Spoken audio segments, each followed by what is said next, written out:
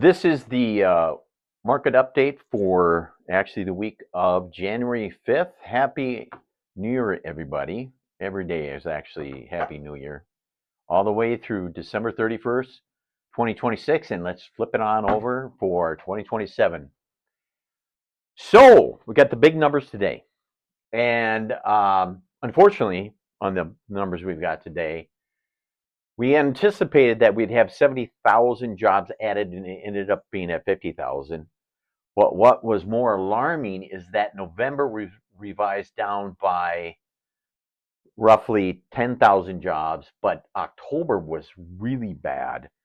And that was negative 105,000 loss to negative 173,000, which also translated to what we call I won't get into the gobbledygook, the underemployment rate. That's the people that, let's say you've got a certain skill set and you can't find anything in it.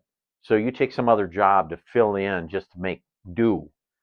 That number jumped from -5, which was good, to actually at 13%, which is bad. And that swing is 18%, which means a lot of people are not finding work in the fields or what they normally do for a living.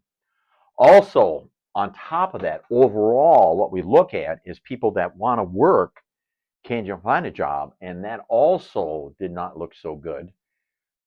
It dropped, and they call it labor participation rate.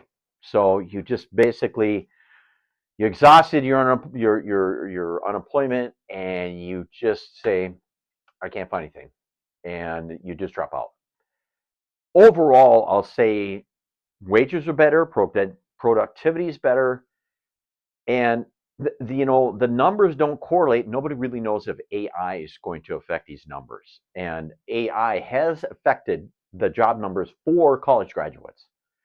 For those having a skill set in the computer science field and coding and so forth, AI is taking those jobs hand over fist. And so really what we've got now is the stagnation in growth and employment.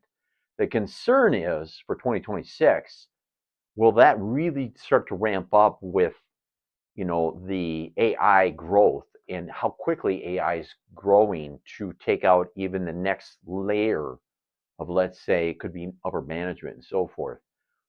With that being said, the positive moves, the president just announced $200 billion worth of that he's having Fannie Mae and Freddie Mac with the cash they have on hand to start buying these bonds to drive down the interest rate. And I was listening to our Secretary Treasurer, Scott Bassett, and he said here in Minneapolis, of all places, he said that the idea is to bring down the long-term rates down more rapidly than they normally would be, which in turn, from where we're trading right now, and he doesn't have a specific timeline when they're starting and stopping, which is okay, because during COVID, we had this 1,000-pound gorilla where the Fed came in and just started buying everything, and the rates crashed.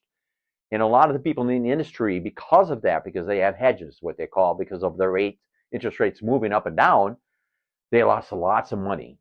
So hopefully now with this announcement with President Trump, they'll do it in an orderly fashion. So we're going to see a nice reduction, a steady reduction in interest rates. And that's what we're hoping for you out there in 2026.